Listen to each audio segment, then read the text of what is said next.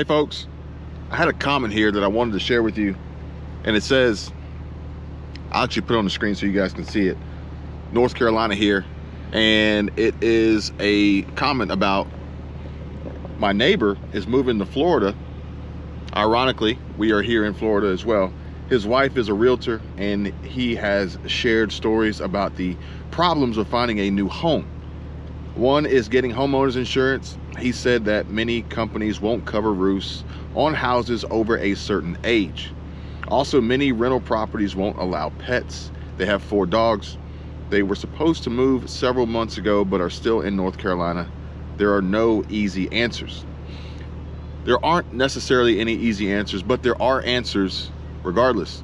And we actually just left walking a property here in Northwest Florida, and but I didn't even read this comment before we walked, but we asked a lot of the same questions, and I think I have a few answers that I can bring to you.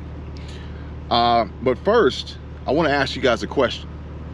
Are you possibly concerned about this current economic storm, and also how your IRA and 401k will fare during these turbulent times?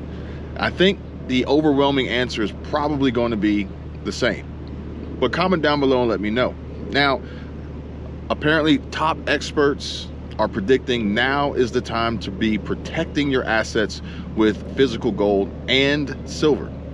So folks, if you guys want to find out more and find out why Genesis Gold Group is the #1 recommended company by your favorite preppers and homestead channels, and you're interested in receiving your free definitive gold guide today, or just want to give them a call, 1-800-200-GOLD, 1-800-200-4653. I will link their website and phone number in the description.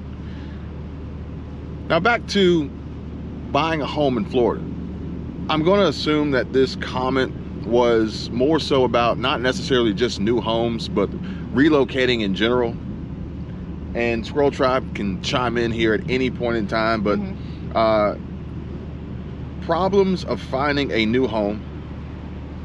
One is getting homeowners insurance. We were with two different realtors, 2 different real estate agents today, and one of them actually had their own specific experience of homeowners insurance, where they stated that they had a flood in their home 3 or 4 years ago through as a result of a busted pipe on the 2nd floor, and it was a over $100,000 homeowners insurance claim. He said they paid the claim. I don't know what insurance company it was, but he said that they paid the claim, but as soon as he made his payment after that, they terminated his policy. Yep, dropped him. For good reason. These insurance companies are all about profit. They don't actually really want to insure. They want to take as much policy and premium payment as possible and not pay out, but they do know that there will be a percentage of loss. And it actually ties into the next statement here on the comment, where he said that many companies won't cover roofs on houses over a certain age. And that's a big deal here in Florida. And the reason why that's a big deal is because of the obvious potential for extreme wind damage and hurricanes, and the extreme cost of replacing some of these clay tile and metal roofs. But the shingle roofs as well, they're not cheap either. But ironically, the agents had mentioned that there is a possibility, I believe there's some new legislation being passed that is going to be changing some of the ways that these homeowners insurance companies operate, and also possibly including the ability to have roofers come out and certify roofs and state how much time remains left in the roof. And most roofs probably have a 25, 30, 50 year, or even quote unquote lifetime warranty.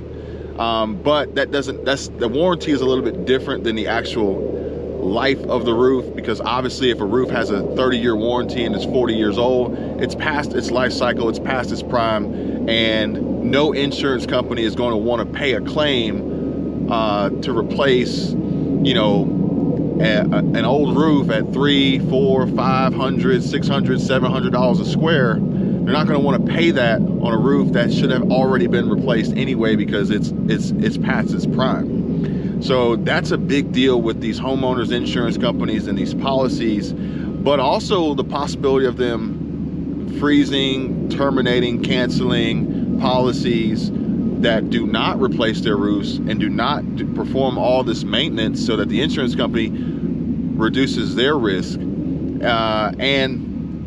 I was going to say something. What? Go ahead. I was going to say one of the agents even mentioned that without homeowners insurance, you couldn't have your loan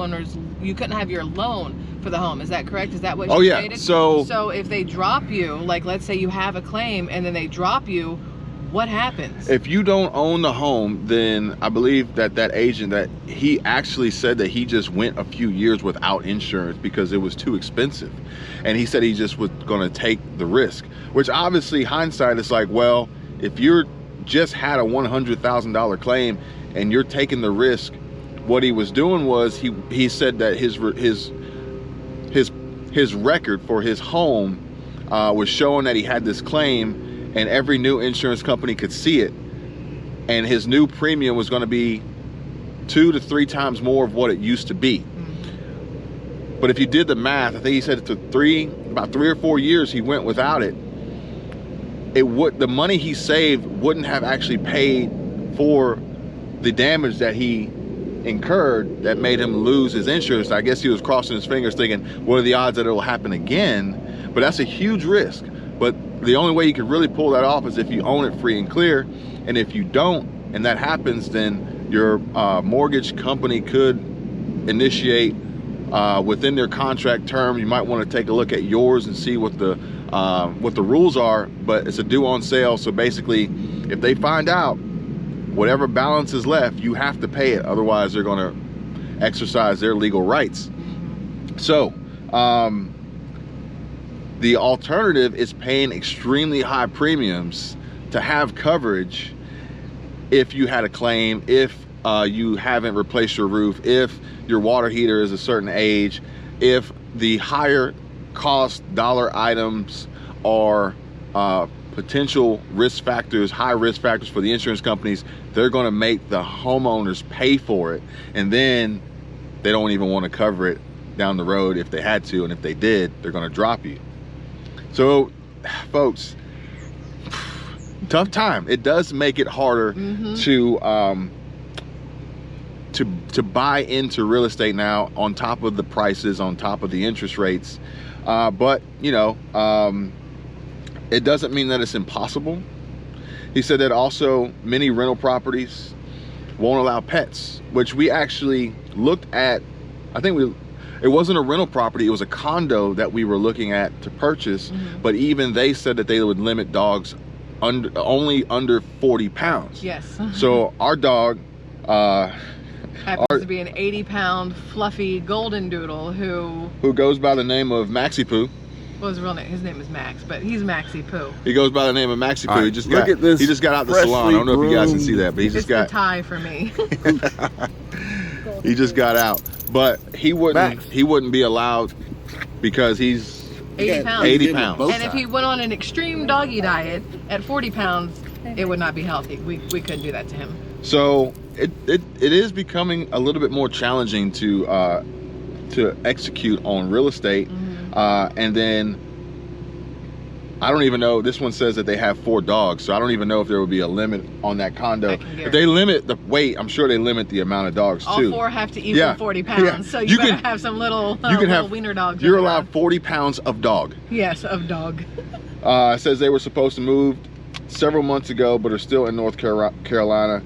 There are no easy answers. No, there's no easy answers, but I will say the best possible answer I could give would be to do your homework, do your research, and make sure you have a trusted and qualified realtor, real estate professional. Not just an agent. Anybody can be an agent. I could go out tomorrow and figure out how to be an agent and unlock a door and let you in. Doesn't mean I know what I'm doing. Yeah, so they're there to help you make smart decisions, sound purchases, because in my opinion, a good realtor, a real estate professional, their reputation is on the line, and they want repeat business. They want repeat business, and they don't want any negative reviews or negative remarks. But I can't blame somebody for wanting to dip out of North Carolina and head to the beach. No, Florida. not at all. I'm assuming Florida means the beach, but could mean Disney. The homeowners insurance is definitely a hindrance, and it does impose a significant challenge, but it doesn't mean it's impossible. Real estate is transactions are being conducted on a regular basis, day after day. Closings are occurring, new listings are showing up, which actually the listing that we looked at, the listing agent stated that he received several questions from other agents and prospective buyers asking, why'd you list it for that price? And the good news is, he said, the market is changing. He goes, we could list it higher and sit, or we could list it at what it's worth, what it will sell for, and we will ultimately sell this home in a matter of days. He goes, if you want, you can take a look around the neighborhood, look at the comps, and check their days on market and see. But smart sellers, smart agents, in my opinion, the price isn't like phenomenal, but the price makes sense. It's not what we are used to 3-4 years ago, but it's also not what we're used to 1 to 2 years ago. And I think it's coming into that sweet spot. So basically what I'm saying is, if people are out there looking to buy real estate, we are inching closer day by day to getting to a much more reasonable price point. But the biggest determining factor besides that is obviously going to be the other factors and variables, which include insurance, which is going to be included in your payment, or your total monthly overhead expense and your cost, but also the interest rate. So I would really encourage folks, if you're going to look to invest and buy into real estate, that you do it with the best credit score you can possibly get. And I would say 740 is the bare minimum. And ultimately, you want to make sure your debt to income is as low as possible, because that's just going to improve the amount that you'll be able to purchase and what you'll be pre-approved for, pre-qualified for. Please do not run out and try to attempt to jump into the real estate market without getting pre-qualified. It will be possibly a devastating outcome and an emotional roller coaster, only to find out that you're not qualified or something like that.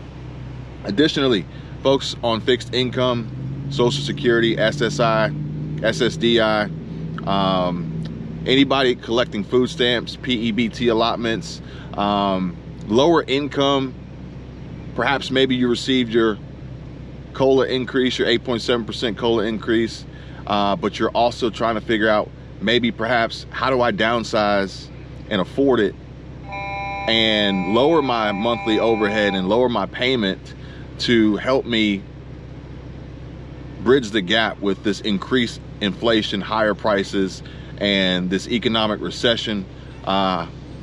If you're looking for answers there, please comment down below, let me know, because I have a lot of ideas and a lot of opportunities that can exist for the people, depending on their situation, what they're looking for, what their goals are. And again, this is going to tie heavily into having a smart and seasoned real estate professional to help you navigate the best position as a seller and the best position as a buyer.